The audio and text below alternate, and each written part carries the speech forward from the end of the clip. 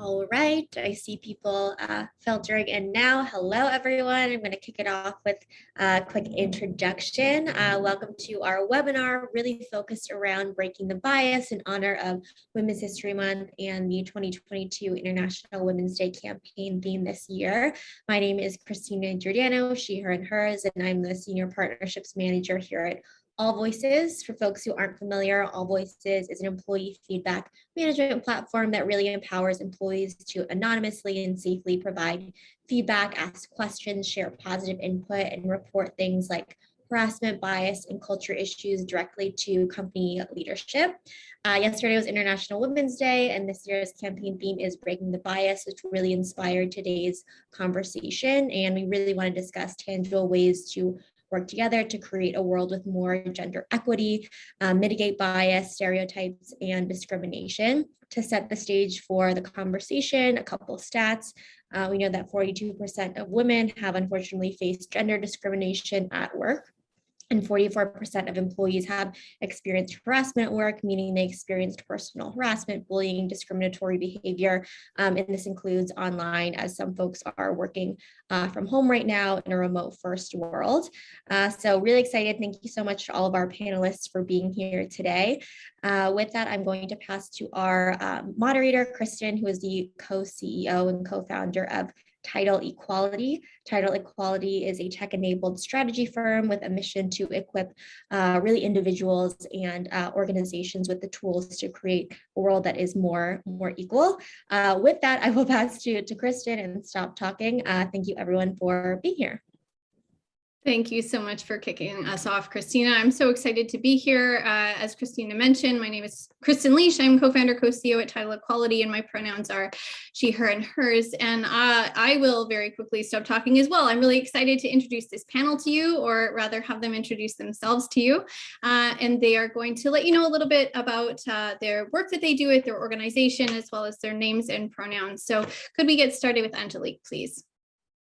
Good afternoon and good morning. My name is Angelique Hamilton, and my pronouns are she, her, and hers.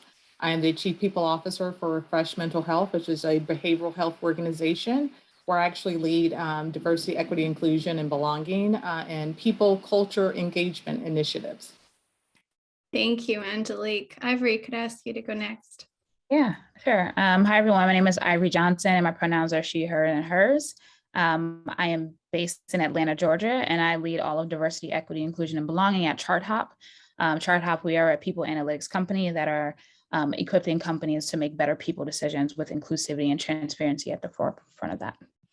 Thanks so much, Ivori. Kristen.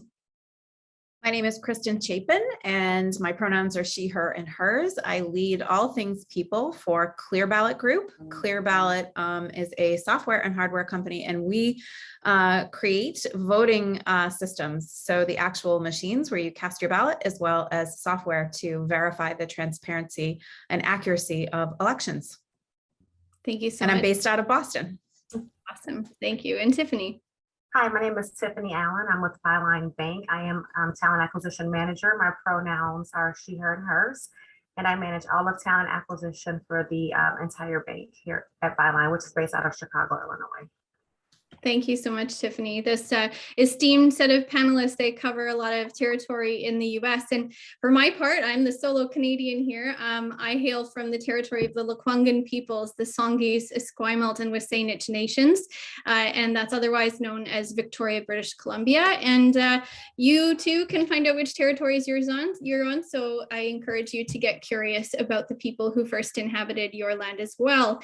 I want to invite everyone in the audience today to please engage with our panelists by using the questions area, question and answers, or you can also use the chat. I'll be keeping my eye on that. This conversation couldn't be more important in the context we have today in the world. And I'm going to start actually with a question for Angelique. We engage, a lot of our lives happens on social media, or at least the way we share our knowledge and our ideas and our questions about the world. And you've pointed out how the changing landscape of the workplace, thinking about, the Great Resignation and also the turn to remote first or hybrid work, it's going to require all of us to pivot and adapt. And in a lot of organizations that we've touched on in our work, we're seeing that they're pivoting and adapting at speed. to establish what the future of their work will look like. But how can organizations at speed avoid baking in the same old systemic biases into their new practices and policies and how they evolve their cultures? Yeah, I think you pointed out really clearly is actually the future work is actually reacting and being very agile and managing in the moment and leading in the moment. I think what's happening now, even though we're actually evolving and pivoting, companies and organizations are reverting back to what they consider the old normal. There is no old normal. So we need to be able to lead in the here and now, listen to our employees, have empathy built into our systems as we're working with employees, because we're not working with robots. And I think employers lose sight of it. Their employees have feelings, they have lives outside of the workplace, and we have to be able to really adapt to those lifestyles and work styles and being able to really and truly support our employees. So yes, we can pivot, we can adapt, but we must be agile and also operate in the here and now. I love that how you, when you answered that question, you mentioned the need to listen to and be empathetic to your employees, and that this is not a return to the status quo, or at least, at very least, it should not be a return to the status quo. And that makes me think of a little bit what happens at ChartHop. Ivori, you know, in our work, we're always telling folks that we don't have a hope in hell of solving problems of bias, discrimination, and inequality unless we're willing to look them in the eye, and also be vigilant about shining a light on them as long as they exist there. And in other words, how can we make change if we don't have a line of sight to the problem? And I understand that radical transparency is core to what ChartHop is all about. And so building on what Angelique is talking about, listening to and learning from your people, how can transparency equip organizations of any size to take meaningful steps toward busting bias, smashing stereotypes, and dismantling discrimination? Yeah, that's a really great question. I think when it comes to transparency, the first thing that I think about is how can we open our doors to all the inclusivity, but also the toxicity that exists within our workplace. We can't say that there's not one company out here that doesn't have any amount of toxicity, because if there was a company, then we would all have a solution to some of these issues. So we have to be able to lift up the hood, see what's happening, listen to our employees, and really try to figure out what's going on and how we can change it. Another thing is, when it comes to bias, we're all biased in our own ways. I went to Hampton University. If I came across a person's resume and they went to Hampton, I would automatically like, oh my God, yes, right? So we have to understand, like, okay, that is a bias. What exactly am I looking for? What do I need to do? So we have to be able to say, we have our own biases, be aware of them, and also be able to do the inner work, because DEI is all about inner work. We have to be able to change ourselves in order to make places more comfortable, more inclusive, and make sure that folks belong in order to have the organizations that we want. One thing that I really loved about ChartHop was I came in and they were talking about, like, hey, we actually show everyone's compensation data to everyone. And I never heard that. I worked at Twitter, Google, never seen that before. And I was so shocked and also elated at the same time, because transparency is going to build that trust that we want with our employees. Mm-hmm. It's going to allow us to see that we do have broken parts that we need to fix, and we need to fix them. And it also holds us accountable to it. So I think we're in a really good place to be able to say, like, here's what we should be doing. We should have the pay range on every single job description. We should have all of our compensation data public so employees can see it. We even have demographic data that all of our employees can see. So they can say, like, hey, I'm actually seeing a trend that maybe you missed. This is something we need to do. So I think transparency is going to be the one thing that's going to open the door to all of these changes that we're seeking. But we have to be willing to lift up the hood and see some of these things. Yeah, I think that's great. And I love how you brought up the fact that, you know, addressing bias, it takes a combination of personal reflection, personal work, but also systemic interventions, right? So all the things you're describing, like pay transparency and things like that, those are systemic changes that can have massive impact, all the while the people in the business are doing the personal work of making sure that they're identifying and starting to mitigate for their bias. And it's actually a beautiful segue, because recently the US women's soccer team, on the point of pay equity, they won an important legal case that will ensure they receive equal pay. Finally, it took a lot of work over a lot of years with a lot of support and a lot of courage too. And when it comes to busting bias in the workplace, Kristen, I want to turn to you now.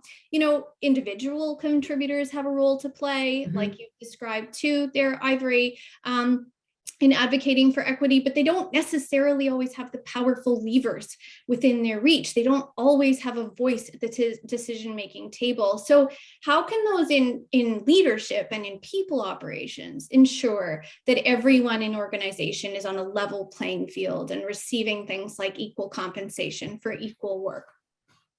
I've been following this U.S. women's soccer case because it's been a fascinating story, and I'm a Megan Rapinoe fan, and so I wanted to see how this all plays out. And you know, on the one hand, I feel so happy for them, and like what a achievement and an accomplishment, right? They have outperformed their male counterparts for decades. And yet here they are in 2022 scrapping and fighting, and it took a 6-year legal battle to even get to this point. So on the one hand, it's a win. On the other hand, right, it's incredibly disappointing that we're still in this space of having to do that. And as I thought about them, it also for me highlights, you know, all of the hidden people within organizations that are waging their one-person wars against equality or, you know, pay equity or whatever it might be. And so, yes, we have the U.S. women's soccer team to thank for shining a light on this, but think about all of the untold people who are scrapping along, trying to wage their one-woman war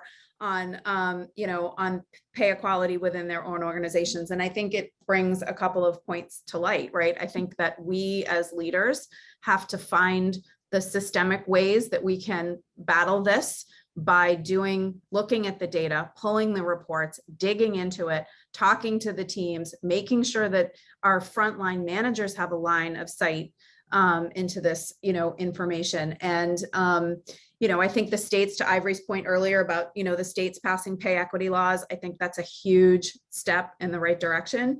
I always like to think about, you know, when I'm pulling salary data or trying to find like, how do I benchmark a role or a team or a thing like that? I always ask myself, if this number were public, am I in the right place? Am I where I need to be for this role, for this person, for this team, for this new job posting? If I was going to publicly share, hey, I'm paying $150,000 for this job on LinkedIn, how is that going to make me feel to have that knowledge public?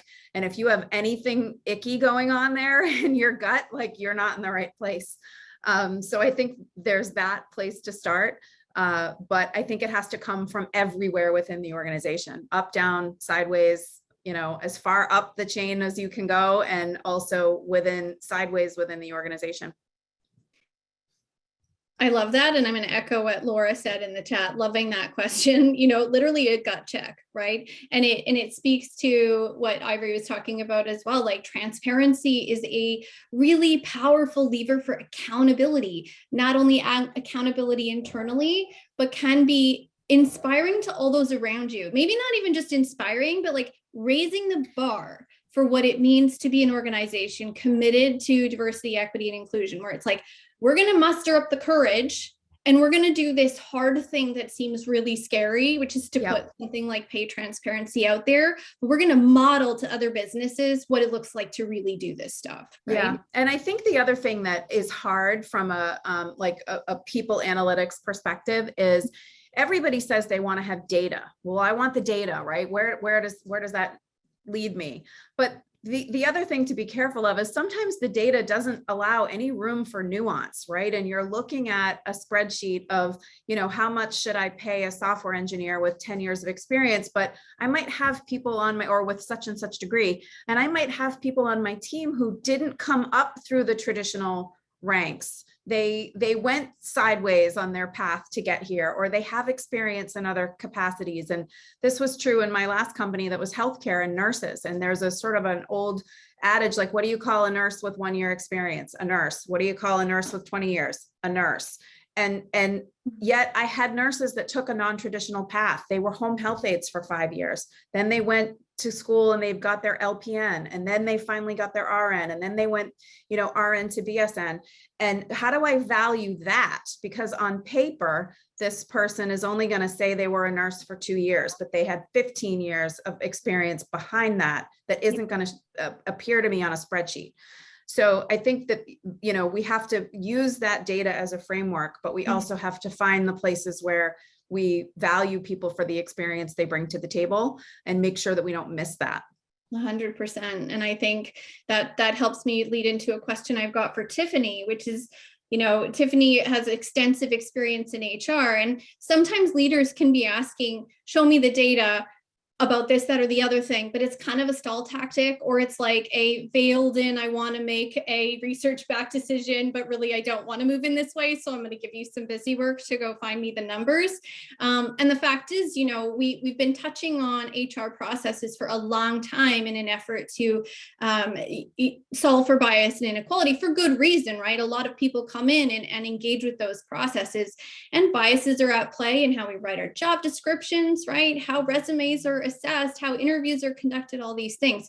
So Tiffany, as someone who's been doing this work for a long time, we've got those things that, folks are used to hearing about and doing, but what do you see as some bold and innovative, maybe even courageous steps that organizations and people leaders like yourself can take to bust the bias that's built into HR practices?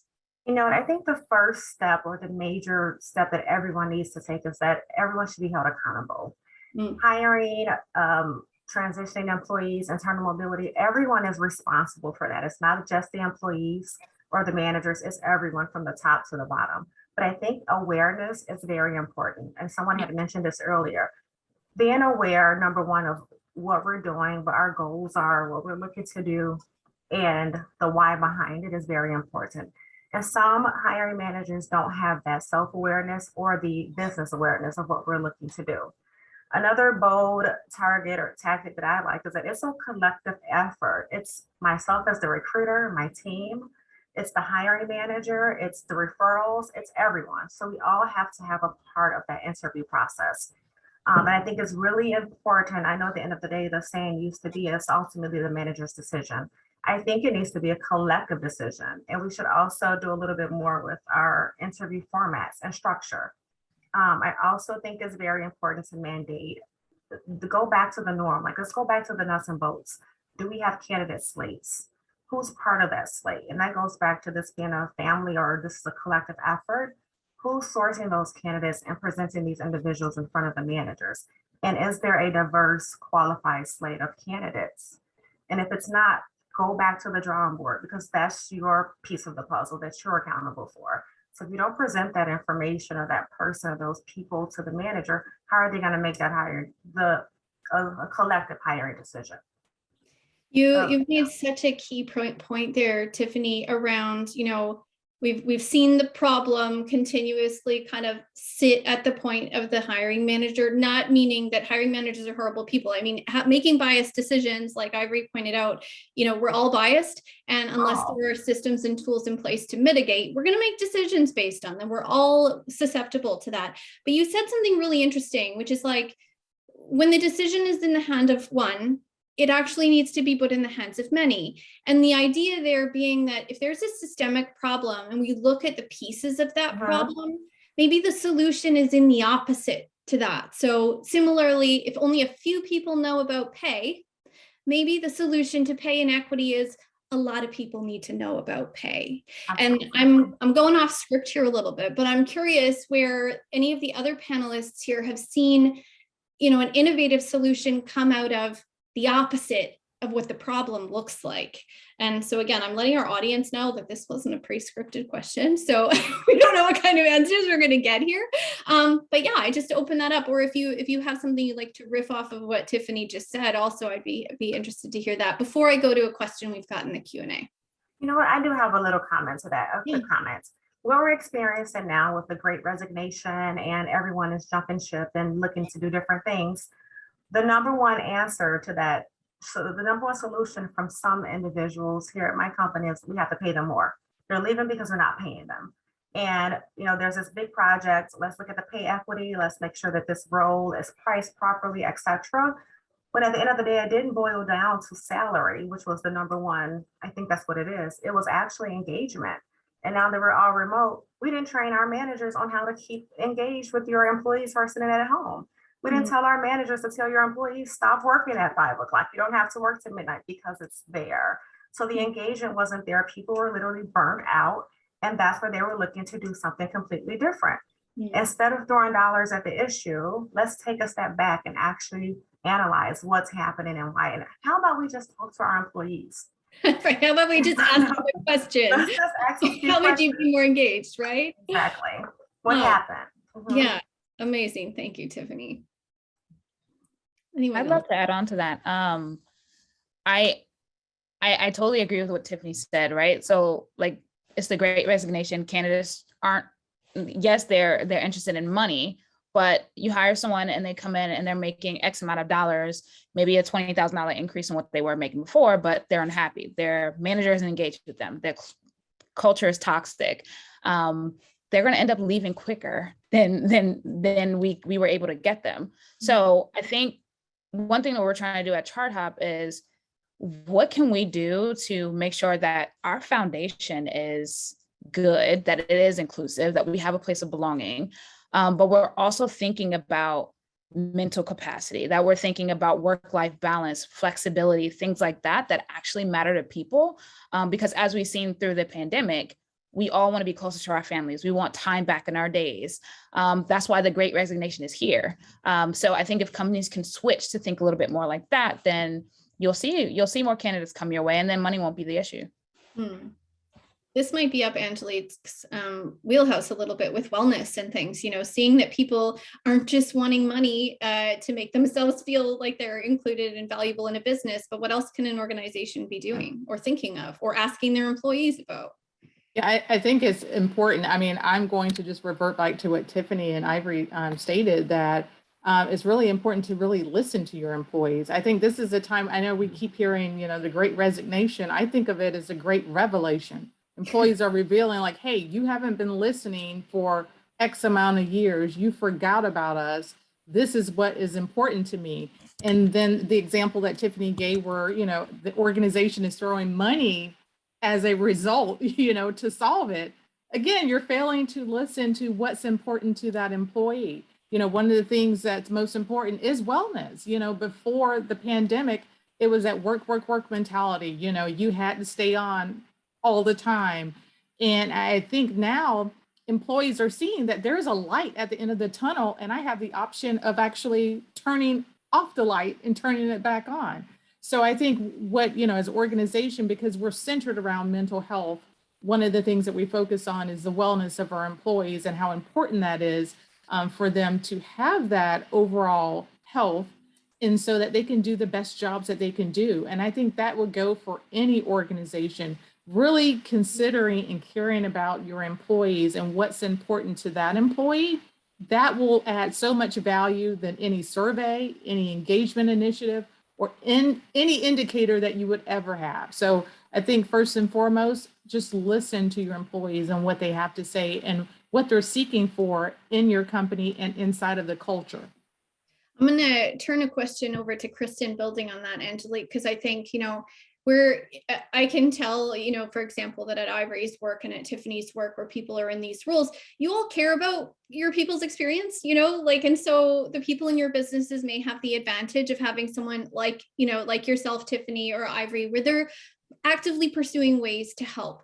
And coming back to, Kristen was gesturing earlier to the fact that there are people fighting their solo wars. And while the great resignation or great revelation may be involving knowledge workers in particular, there are people who don't have the benefits or the systemic advantages of being able to pick and choose. So we've got a question in the Q&A, and I'm going to bring it to Kristen first. If let's say you're one of those people fighting your lonely battle, and you don't have a whole lot of power at your disposal, can you think of ways that a person might broach the topic of those equity issues they face, be they pay, pay inequities, pay gaps, the idea of pay transparency? Is there a way for them to safely raise these issues? I think there is. And I think, I love this idea of the great revelation. I've been calling it the great reckoning, because I think that it is a lot of issues kind of coming home to roost, and companies have to be hyper aware that the landscape has shifted, and there's a lot of power now in the hands of the workforce and in the hands of candidates. And so I do think that, to your point about how can people safely ask, I think really the time has never been better to safely ask, because you'd have to be living under a rock to not be aware that this is happening. And certainly in some industries, I'm in the tech sector now back here, it's like less than 1.5% unemployment rate for some tech sector roles. Those folks have their pick and choice. So I think the safe approach for people is to simply ask, like, hey, what have we done with pay equity? Have we done a study? Have we looked at these numbers? Instead of making it about them it might be a safer ask to say, hey, instead of saying, hey, can you look at my pay? Have we looked at this across the organization? Have we looked at my team? Have we done a market study to see what's going on within the industry? I'm seeing these other roles. And I think that as employers, we would be also under a rock to think that our employees aren't being contacted on LinkedIn every day by other companies trying to, approach them with opportunities. Most folks now have many opportunities available to them. And so I think under that, in that light, to be able to say, especially for employees who do want to stay with their companies, right? Like, hey, I really like my job and I like my team and I like the people here, but have we looked at pay equity lately? It kind of forces that.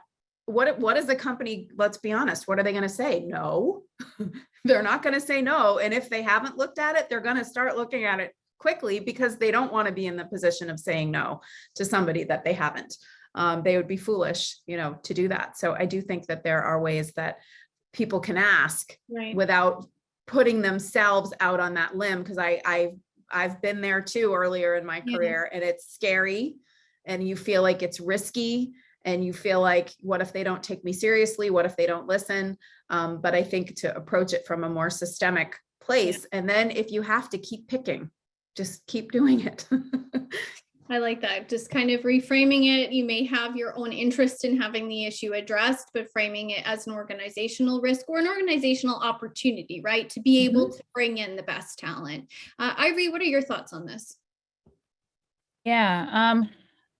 I've throughout my career in HR, I've experienced this a lot. Employees coming to me saying like, hey, I really want to understand, like, is pay within my role equitable?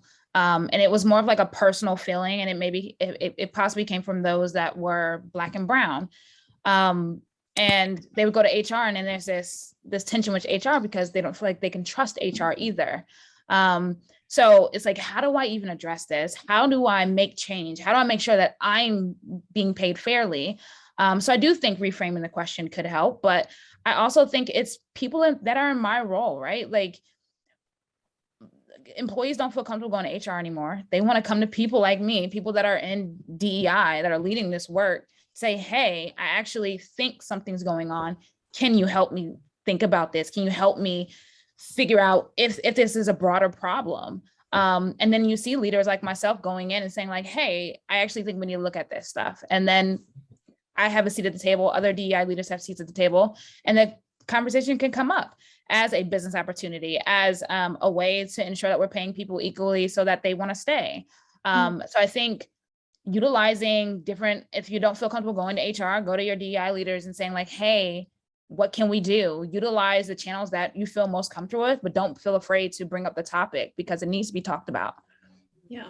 And I mean, I think that's a great point. Just having the fact that in a lot of organizations now, we have those dual functions where HR can do HR's work its best and someone can be dedicated to D&I.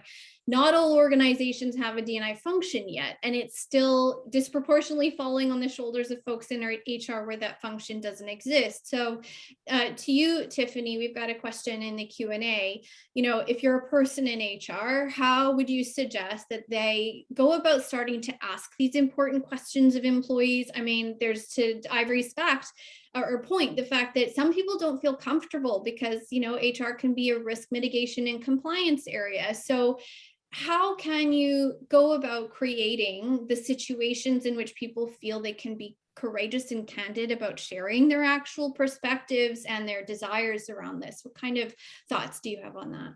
No, I think it goes back. I worked really hard to be looked at and for my team to be considered, you know, those trusted advisors. And like Ivory said, HR is usually the last place someone wants to go talk to anyone about because like the trust is not there. But I am in a position, thankfully here where I'm at my current position, where I can be that go-to person for a lot of people. And I've been happy that we are able to have that window. But another thing that we do organizationally wide from an HR standpoint, we talk about it, we share it, we say it, and we mean it, we post it, share with your HR business partner, talk to someone in HR. We have a hotline, talk to whomever you feel comfortable with, and whether it's a payroll person, an HR coordinator, whomever that person might be. We state it on managers' calls, we sing it loud and proud. Come talk to HR, come share your feelings, your thoughts, come talk to us. Like, we're the place to be. But it takes a while to build that trust, right, to be that trusted advisor. It does not happen overnight. But if we don't talk about it, employees will not feel comfortable coming. If we don't share and let them know and echo it across the organization, they won't feel comfortable coming to talk to us. And then it's my responsibility to take what they're trying to tell me and help them formulate it so that we can move it up the chain or get it in front of whomever it needs to get in front of. Right. And then from like a tactical perspective, you know, there are, and this may be relevant to different sizes of organizations or compositions or how their operations work, but, you know, there can be, you know, listening sessions, surveys and questionnaires and things like that. And this is a question to all of you, so maybe I'll go in alphabetical order, but just what method is kind of your go-to and why, and who that might, you know, fit for purpose better than other folks. So Angelique, if you want to hear from your people, what is the way that you like to do that? Yeah, so for our organization, we actually do solicit engagement surveys just to get a pulse to see what employees are thinking, what's on their mind, what's the type of mind, and how we can help them. And it's been really helpful for us to create solutions for those issues before they become problems and they're running to HR. So we've actually been able to take away those items and actually build action plans that are functional in each of our various departments and our various sides of the organization. So it's been extremely helpful. Employees feel like they have a voice, they can share that information, provide timely feedback. And the other thing that we do is encourage our employees to share any feedback directly with their managers. So their managers can share that directly, you know, up to their leadership to make that change. And so that has been instrumental in really leading the change within the organization. Thank you. And that indicates to me, Angelique, that there's probably, I would assume, a good degree of trust there also with managers, you know, because not everyone has a relationship with a manager where they feel safe airing any kind of problem, right, with fear of backlash and things like that. So that speaks to the culture being one where people can, again, courageously and candidly share their perspectives. Thank you, Angelique. Ivori, what about you?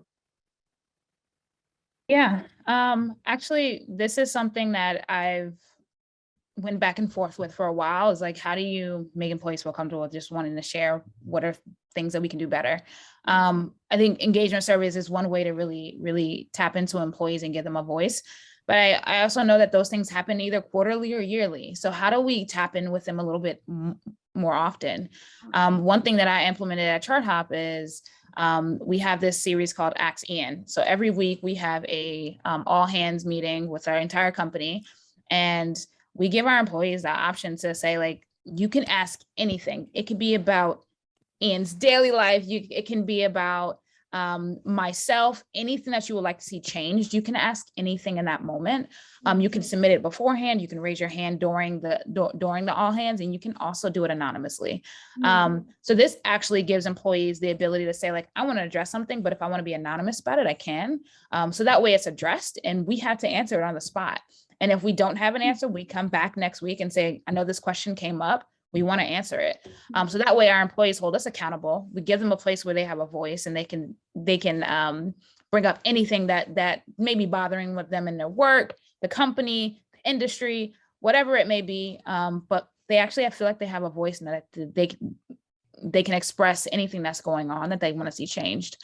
So we've been piloting out for about a month now. It's been really successful. So I'm excited to see how we're going to be able to continuously use this. But I know when I was at Google, we did something similar there too. So I think tapping in with your employees and going back to similar comments, we have to be able to listen and we have to find ways to hear our employees and hear what they're thinking, what they're feeling, because they may not want to say anything and they may leave because they don't feel comfortable saying anything. Yeah, 100%. I love that. And I think it's an idea that organizations big and small can employ. And like, again, it's a transparency mechanism that activates accountability. So very cool. And again, like a very low budget, it doesn't require software. It doesn't, except for maybe like a submit anonymously function or something, but there we go. I love that. Kristen, what about you? How do you like to hear from the people in your organization? Yeah, similar. I mean, I'll take feedback any way people want to give it to me, right? Even if that means they're going to write a slip of paper and, leave it on my desk, I'll take it. But I do love the all hands. I've done that in several organizations where people can ask a question in advance. I love that because then I can come to the all hands with the answer rather than saying, hey, we have to research this, even though sometimes we need to do that. I think surveys, people can get survey fatigue or they don't trust that the survey is truly anonymous. I think building great relationships with your hiring managers is also been something that has worked really well for me. It helps to kind of erode some of that general mistrust between, HR, your management, and if I can build solid relationships with my managers, then they view me as someone they can trust. And then developing them to kind of be on the lookout for some of these key indicators, right? What are they hearing in their one-on-ones? What are they hearing in their team meetings? Are there sometimes what's challenging for us as HR leaders is sometimes it doesn't get to us. It sort of stops at that team level meeting. And so just kind of getting those managers to develop those spidey senses and be looking out for any issues that they can elevate to us for help before it becomes something that blows up. Absolutely. That's such a good point. And Tiffany, for you, what kinds of mechanisms do you use to engage your people? Absolutely. So similar to a lot of the other panelists, we definitely do annual engagement surveys. But what we do is we take the feedback from those surveys, and HR and the rest of the management team creates a strategy on how to address some of the problematic areas that we had, or areas where there's improvement needed. But then we not only take that, we come up with a strategy on things that we can implement. We implement them, but then at the end of the year, we report back on what we did, why we did, and what was the success or maybe not so success rate of what we implemented. We also created, the pandemic had some very downsides to it, but also some upsides. And I think because we all went virtually, at least we did for the most part, it created us an opportunity to have safe space conversations where employees can jump in and meet and talk and share.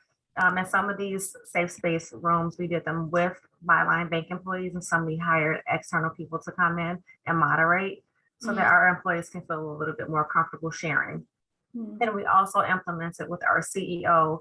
He started doing just drop-in conversations with different groups and teams. There was no agenda. There was no format. It was like, hey, what's going on, Tiffany? How's it going? How's Indiana? Where, it was very informal, and he'll meet with the entire teams or a couple of teams together, depending on size. And I think lastly, what we also implemented after finding out some of the issues that we were having was, it could be mobility, it could be growth, it could be I want to do a different job, I just don't know what. We implemented career or continuous coaching conversations where we want our managers to not only talk to our employees once a year during the review, but continuously. And if you hear that your employee is interested in something else or wanting to do something different, how can we help them get to that next level versus them having to leave to go get that opportunity? Yeah, 100%. Now, you know, we're 40 minutes into this conversation and I've been noticing some themes kind of coming up again and again, and I've just been jotting them down as we've been going, and I'm going to pop them into the chat. And they're kind of like values that have underpinned a lot of the ideas and tactics also that you all have shared. And I'm seeing, for example, curiosity, asking your people about their experiences, and also being curious about your processes, things like pay. I've heard you all talk about the element of courage it takes to be transparent, the courage it takes for individuals to share their perspectives. And then the fact of that transparency, when we open it up, it creates accountability. And so I'm curious if you were to kind of leave the attendees with 5 key words in their heads as they go out into their day and their week. And if allow me to put the first 4 on there, but if you were to add 1 to that list, some key principle or key value that they could take away and think about, is this thing I'm doing, is it reflecting curiosity, courage, transparency, accountability, and one other thing? And I should give you a couple seconds to think about it, because again, totally unscripted question. And Angelique, you're coming up first. What would that other value or principle or characteristic or quality, what would that be, Angelique? Inclusion. You can have all of those values, but if you're leaving out a select group of individuals, it's just words and it has no meaning to employees. So it's so important, you know, we talk about safe spaces, that we create spaces where everyone feels included and that they can add value. Without it, you just have an organization with a mixed group of individuals working in their separate silos, doing their own separate things. So I think I would add that as an additional 5th. I love it. Thank you so much. And I just dropped that in the chat. Not that it's my idea, but I want everyone to see it. So thank you for that, Angelique. So inclusion, those things, and inclusion as a guiding principle. Ivori, and I don't want to say that everyone else has to come up with a different one, okay? Because it's not that kind of exercise. But Ivori, what came to mind for you? Yeah, honestly, Angelique, you stole the word right out of my mouth. Inclusion, belonging. I think you can have all of these things, but if you're also not being inclusive, if you're not creating a culture of belonging, then the rest doesn't matter. You can have the diversity, you can have the equity, but if someone still doesn't feel like they're included or belongs, it doesn't matter. So my word would definitely be belonging and building off the inclusion. Awesome. Thank you. And it's going to get harder, obviously, as I go to Kristen and Tiffany. So synonyms are welcome. Kristen, what are your thoughts? I keep coming back to, this is more of a phrase than a word, but sort of letting go of the fear of failure, or the fear of not succeeding on the first try. If you see something within your organization and you raise it and it's not solved the first time, right? Don't be afraid to keep pushing on that.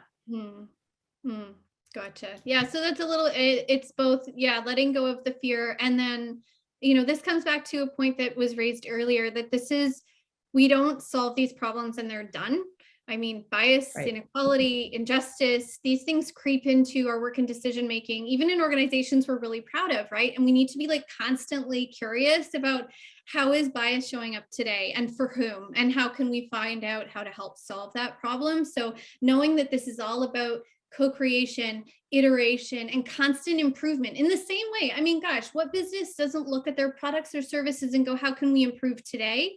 We need to bring that same kind of mentality to our diversity, equity, and inclusion, because it's not ever solved for. As long as we live in a world where inequality exists, it's going to, be permeable into our organization. So I love that idea of, what?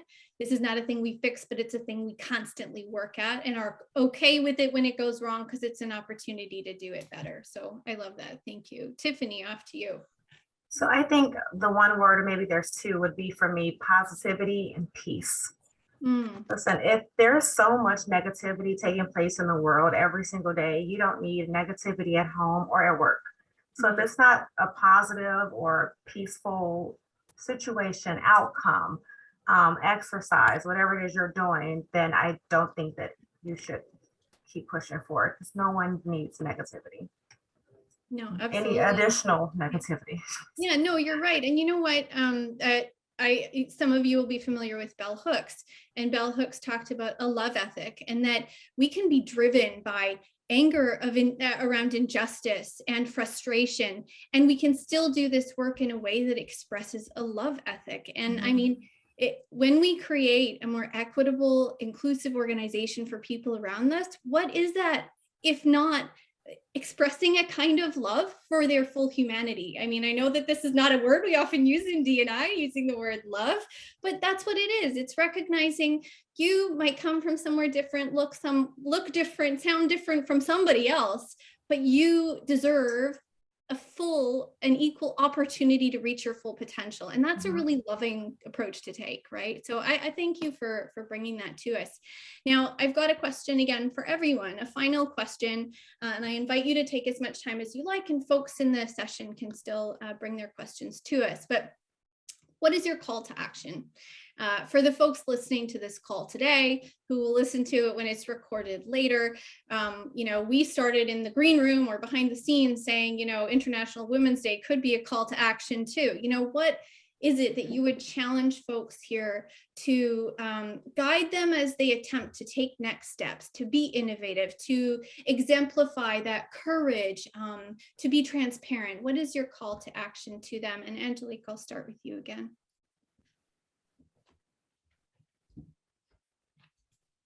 Oh, I think you're on mute. Sorry there. I think the call to action to me will always be about inclusion. So I think I would just share for everyone is to make a concerted effort to include all, whether that's through our, as Tiffany spoke about earlier, our talent, strategies that how we attract talent, how we manage talent in terms of promotions, development, how we even mentor our staff members. It's all about that inclusion piece and making sure that there's a piece and a part for everyone in the company. So there has to be an effort. It can't be just all talk. And I think that would be my initial call to action. Yeah, inclusion, bringing other people into the decision-making process, is hearing from them and including them. That's fantastic. Thank you. Ivori, what about you?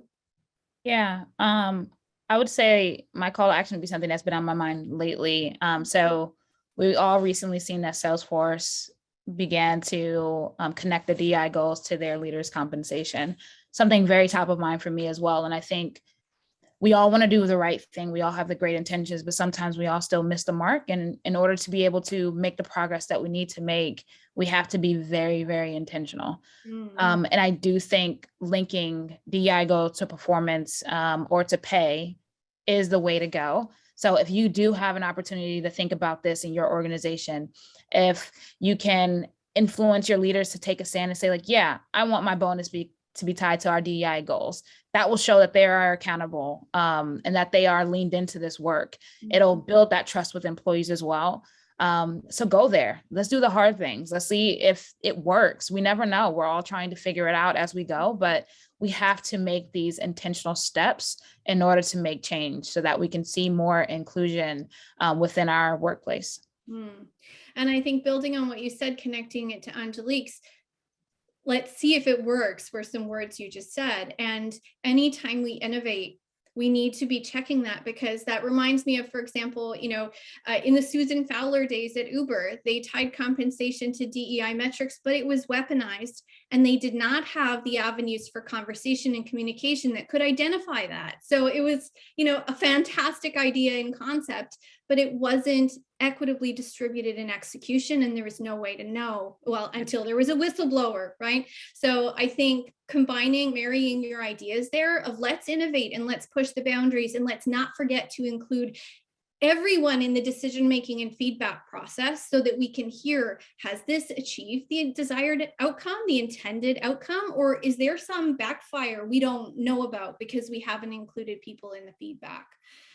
Thank you for sharing that, Ivori. Kristen, what are your thoughts? I keep coming back to this sort of theme of, mindful attention that is sustained over time, right? I think yesterday we all saw on LinkedIn and all across other forms of social media how much attention International Women's Day was getting, and that's great. But how do we move that beyond a hashtag or a 48-hour blitz on social media? And I think it does take sustained attention.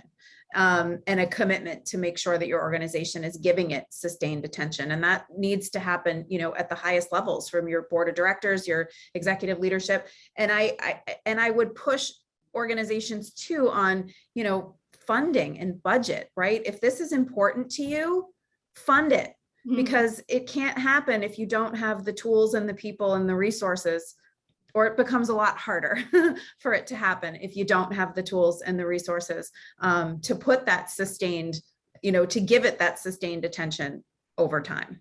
Absolutely. It's easy to say, oh, we should focus on this, but I'm not going to give you any tools to help you do that, or put it in the budget, right? It makes it an awful lot more challenging. You're right. Absolutely. And I think you draw an important point. We just came off the end of Black History Month, and now we're in Women's History Month, and all these things, and women are women all the time, and Black women are Black women all the time. And window dressing is cheap. Let's be frank, right? Like, it's really, really to the benefit of a business to flash up their window dressing for those days and put it out on social media. But when you draw back the curtain, like you said, how are they being sustained? How are those efforts really showing up in the allocation of funds? Because if we're going to take organizations that are inequitable, which they all are by default, unless they're designed explicitly otherwise, and transform them, that's a business transformation effort. And would you ever go about a business transformation effort without a budget and a strategy and a plan behind it? So you're totally right, and you're so on point that organizations need to have something to show behind that curtain when they pull it back at the end of International Women's Day. And they should know that their customers, their clients, their stakeholders, we're getting a whole lot more savvy at being able to suss that out. And that ties back to the ideas you've shared around the great resignation or revelation, or whatever we want to put at the end of that. So thank you so much for sharing that, Kristen. And Tiffany, what are your thoughts? I think the one thing that I would send everyone away with, echoing everyone else's feedback, but I would also say go for it. Now is the time. If you have that question, you have that concern, that worry, there's something that you would like to see changed, professionally push forward, right? I would say go for it. Don't be afraid.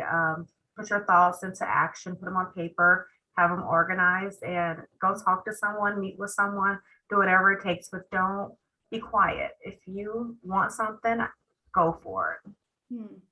Now is the time. I think Kristen mentioned, now is the time. Yeah, she did, right? Like, if we're going to make action, now's the time.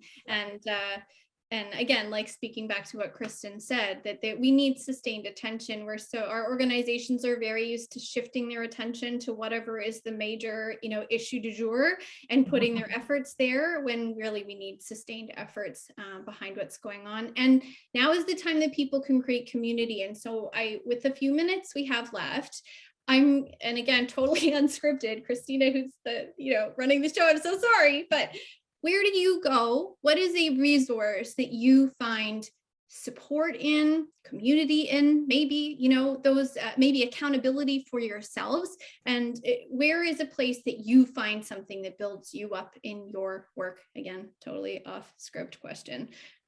Angelique, and maybe it's a resource. Maybe you've read a book lately that's really supported you, or a podcast that helps expand your horizons. Angelique, anything you could share?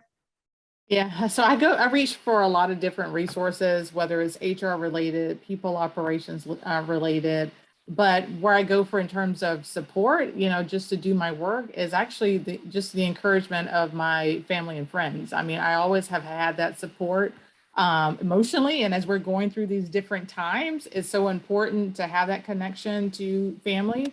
And so to me, that's where I go for, my support. But in terms from the professional side, I always look at my extended HR networks, whether it be SHRM, Hacking HR, any of those other networks, to find new and timely and relevant information that I can use in the day-to-day. So that's important to me. And I always try to stay connected to my peers in human resources as well, because I can learn from them too on what they're doing and some of the new and innovative ways to really lead our people. Thank you so much, Angelique. So family, friends, professional networks, people who understand the struggle you're going through. Ivori, what about you? Yeah, I would say I get it from like my personal experiences. So I'm a bonus mom. My team comes home and tells me about her day, and how she's making friends every 5 seconds of the day. And I'm just like, it's so easy for you. And it doesn't matter who your friends look like. It doesn't matter where they come from, where they live, their backgrounds, their parents' backgrounds. You're making friends with people because you love them, you want a community, and it's not as hard as we think. I even look at my niece, she's 1.5, and she can run up to a kid that looks totally different from her and just hug them. And a part of me is like, why can't we just go back to being kids and having that same mentality where things aren't so hard? So I look to them and they kind of give me the answers, and I'm like, we need to revert back to that. So how can I do that at work? So I would definitely say like my personal life for sure. Love that. I love that, being inspired before we grow up and things get all messy. And yeah, I love that. Thanks, Ivori. Kristen, what about you? I listen to Brene Brown's podcasts a lot, and I follow her and read her books. And I always come back to her one saying I heard from her years ago: clear is kind, unclear is unkind. And I always come back to that when I have to give hard feedback to people or throw something out there that's going to be a unpopular decision or statement maybe. And then I do belong to a HR related Slack group that is, I think I'm pretty sure it's based around Boston. And I found that to be really helpful because, true confession, sometimes I don't have all the answers, even though people look to us to have them, and I don't have them sometimes. And so sometimes I need to just throw a question out there that I feel like, this might be dumb, but I need somebody's help that maybe has seen this before or done this before, and trying to get out of my own head sometimes to say like, maybe I don't need to reinvent the wheel every single time. And I could go ask some, smart colleagues and peers in this space for some help. And I've found that Slack group to be really, really helpful, and people to be incredibly generous with their knowledge. And I try to reciprocate whenever I possibly can, because that group has helped me many, many times. That's awesome. So good to hear. Thank you, Kristen. And Tiffany? I see someone noted there in the chat that they would like to join that group. I would like to join that group. I think I informally created that group during the pandemic. I was reaching out to a lot of my associates at other banks, like, are you guys in the office? Are you at home? What's happening? So I think my network of HR professionals, but also my coworkers and peers here are very, very helpful and near and dear to me, as well as my family. I love it. Awesome. And I'm going to pipe up on this one too. Just I grew up in a very homogeneous kind of region, and the one I'm in now is still quite homogeneous, and a lot of, my family, they're all white and things. So I love NPR's Code Switch. It's a great podcast that helps kind of bring new perspectives into my world. I share it with the people around me to give them new perspectives. And I think anytime we can listen to and learn from the lived experiences of people who are different from us, we are richer for it. And it makes for a world where we can, empathize and create better and more equitable connections and inclusive connections. So that's what I'd love to share with folks. We only have 3 minutes left. So with this, I'm going to just ask everyone to let folks know where they can reach out to them, whether it's on LinkedIn or Twitter. What's the place where you find yourself, that people can Google and connect with you or follow you? Angelique, where are you most active? Yes, you can definitely find me on LinkedIn, Angelique Hamilton, and I'm always open to learning from other individuals. So just reach out and connect. Awesome. Ivori, how about you? Yeah, you can always find me on LinkedIn. So Ivori Johnson. Also, you could get in touch with me on my website, ivorijohnson.com, or even on social channels, wherever. Just Google me and you'll find me. Awesome. Kristen? I would love to connect on LinkedIn with you all. I think we have all connected, but to anyone else that attended today. And yeah, please feel free to connect with me. Tiffany? Sure, you can find me on LinkedIn, Tiffany Allen. Awesome. I'm sure there's like 1,000 of us. Me. There might be.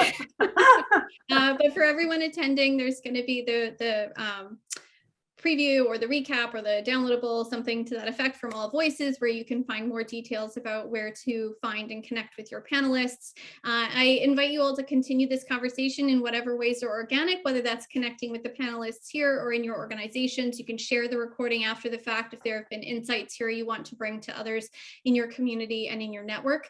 On behalf of myself, and I don't speak for All Voices, but I'm sure that Christina would echo the sentiment, which is that we're, all of us in this work together need to work on it from every angle there is, because this is a pernicious problem. And so with that said, we need to encourage each other, cheer each other on, be building each other up in this work so that we can have the greatest impact at the fastest rate possible, because our world can't wait any longer. So I just want to cheer on everyone in the audience, invite you all to connect to the panelists and myself for that matter. And thank you so much for attending today. Thank you so much. I'm very grateful for your time. Angelique, thank you for being here. Kristen, thank you for being here. Tiffany, thank you so much for your time and for your thoughts, everyone.